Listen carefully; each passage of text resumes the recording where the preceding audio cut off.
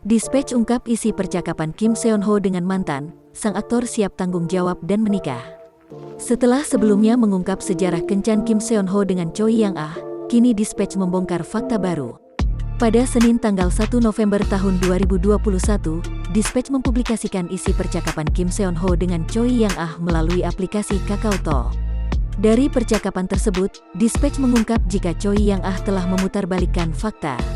Melansir Koreabu, Dispatch mengungkap isi percakapan sang aktor dengan mantan pacarnya pada tanggal 24 Juli tahun 2020.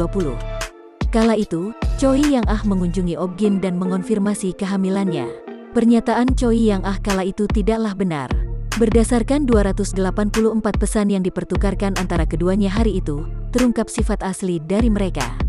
Menurut tangkapan layar tersebut, Choi Yang Ah mengabarkan kehamilannya saat sang aktor berada di lokasi syuting 2 Days 1 Night.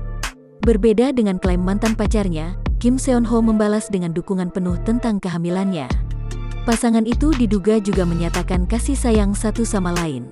Kim Seon Ho sebenarnya juga menyarankan keduanya untuk menikah. Bahkan setelah aborsi, Kim Seon Ho tetap menyayangi mantan pacarnya, bertentangan dengan apa yang dituduhkan kepadanya. Jangan lupa subscribe, share, komen, dan like ya!